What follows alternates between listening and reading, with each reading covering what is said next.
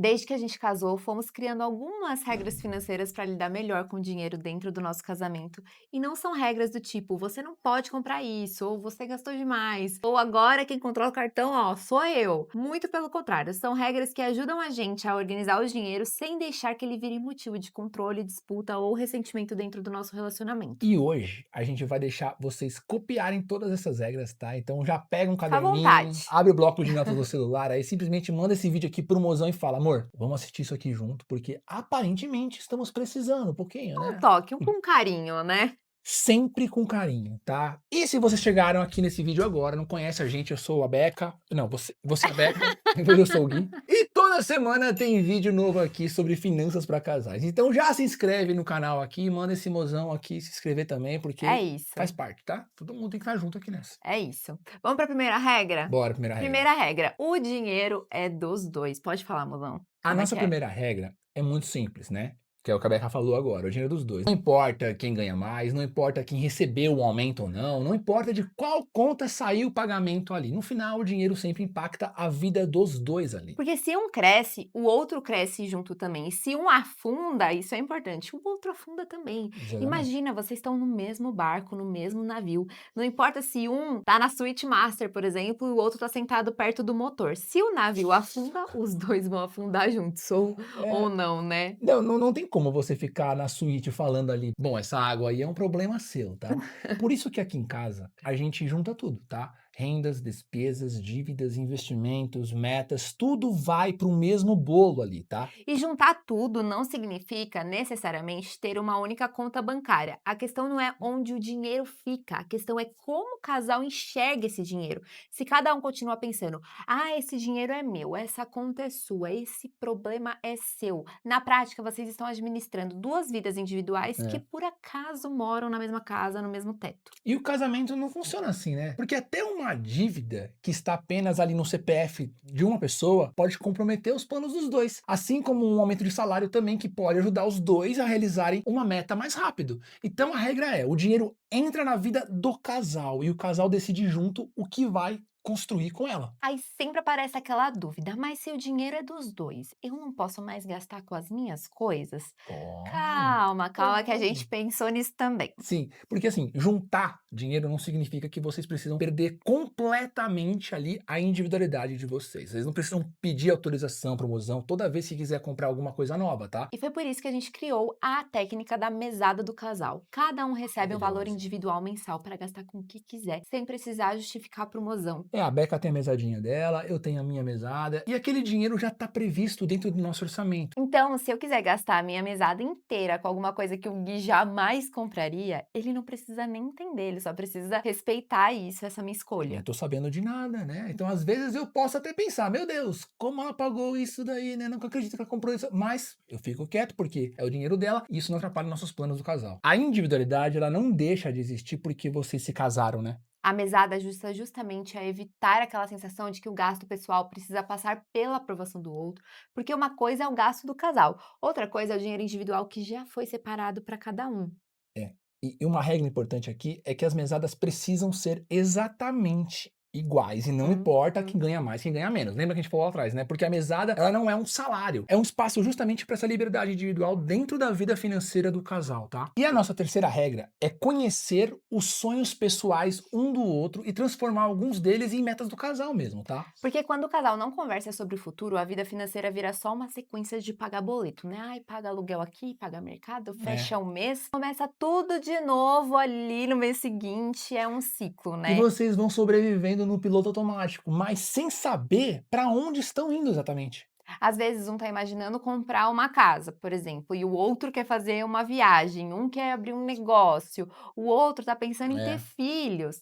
Só cada que um. ninguém coloca isso em voz alta, e esse que é o problema. E o casal, ele pode até estar dividindo a mesma casa ali, mesmo teto, né, mas um está construindo um futuro completamente diferente dentro da própria cabeça ali. Por isso que a nossa reunião de casal é tão importante. É o momento que a gente senta, olha o mês, conversa sobre o que está acontecendo e também olha para esses planos. O que que a gente quer viver, né? Qual que é a prioridade pra gente agora? Quanto que a gente precisa guardar por mês ali? Ou, sei lá, o que vai precisar esperar daqui pra É frente? quando a gente define tudo. tudo, né? E É. quando a gente começa a colocar dinheiro numa meta em comum, vem aquele sentimento muito gostoso de que a gente tá construindo alguma coisa junto e não apenas sobrevivendo mês após mês. Porque casal que não sabe para onde está indo começa a discutir por qualquer gasto. Uhum. Mas quando existe uma direção, fica mais fácil de entender por que algumas escolhas precisam ser feitas ali no dia a dia, sabe? A quarta regra é: nenhuma decisão financeira relevante deve ser tomada sem conversar com o mozão. É, por exemplo, um parcelamento novo, um investimento novo, contratação de algum serviço, mudança de algum plano, compra grande, empréstimo, troca de carro, tudo isso vai impactar a vida dos dois. Então precisa ser conversado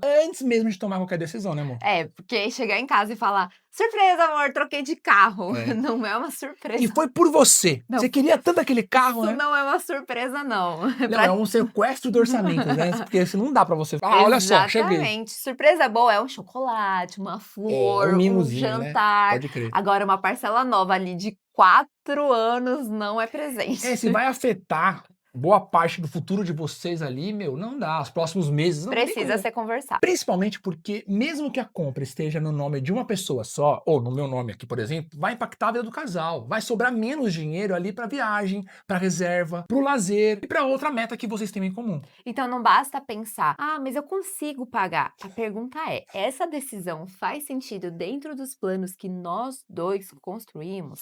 Isso também evita ressentimento, porque vai acontecer, tá? Uhum. Porque muitas brigas, elas não acontecem apenas por causa de dinheiro em si. Acontece porque uma pessoa sente que não foi considerada nos planos do outro, sabe? Então a regra aqui é simples: se impacta os 2 precisam saber e concordar. Perfeito. Quinta regra é que organizar as finanças para ter um momento de lazer é indispensável, meu povo. Não tem como o casal se organizar só para pagar conta, Não, gente. É não dá, não. insustentável. Se toda a vida financeira de vocês é trabalhar, pagar boleto e ficar em casa olhando fatura, uma hora ninguém aguenta. Não, e convenhamos que lazer também é um investimento no nosso relacionamento, né? Não tem. Casal que só paga boleto junto não vive e não vive nenhuma experiência, não cria memória, não tem um momento leve de Não. respiro e de conexão um com o outro, né? E aí o destino é um só: separação, divórcio. Gente, que drama, Não, drama. não, brincadeira.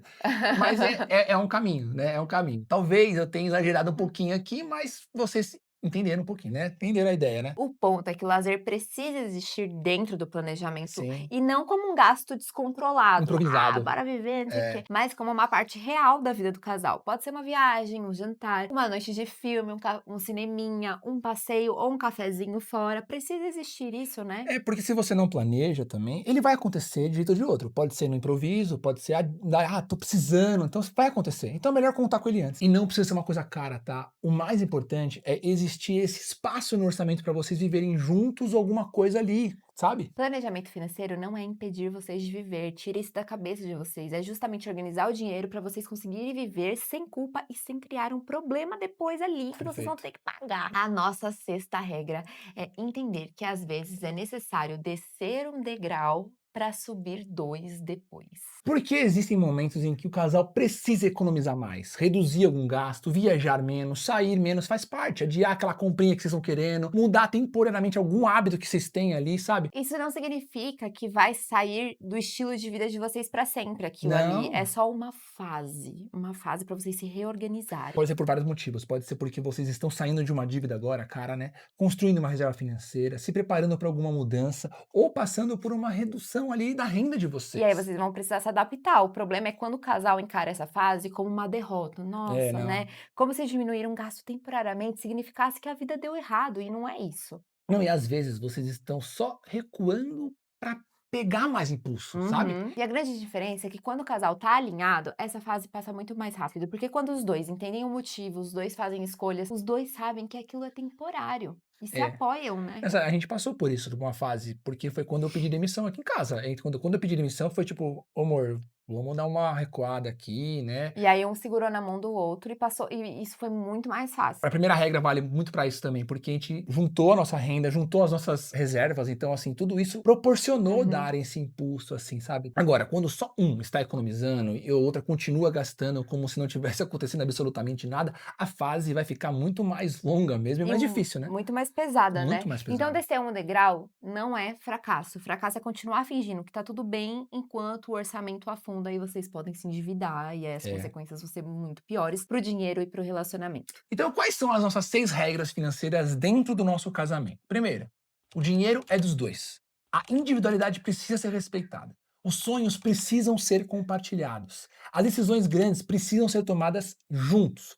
O lazer precisa fazer parte do nosso orçamento. E às vezes é preciso descer um degrauzinho ali antes de subir 2. E nenhuma dessas regras existe para controlar o outro. Elas existem para fazer com que o dinheiro deixe de ser uma disputa e passe a ser uma ferramenta do casal. Porque não adianta uma pessoa ter um plano perfeito e a outra não fazer parte deste plano maravilhoso. Organizar dinheiro em casal, gente, é criar acordos que façam sentido para os dois. E é exatamente isso que a gente ensina dentro do Casal no Azul. Lá vocês aprendem o nosso método completo para organizar a vida financeira juntos, dividir a renda em blocos, planejar o mês e transformar os sonhos do casal em metas possíveis. Então, se vocês querem mudar a forma como vocês lidam com o dinheiro juntos, o link para conhecer o Casal no Azul tá aqui na descrição e também é só ler o QR Code que tá aparecendo aqui na tela. E agora, ó, eu quero saber nos comentários, qual dessas regras existe no casamento de vocês aí? E qual delas vocês precisam começar a aplicar urgentemente? Casal que planeja junto Cresce junto.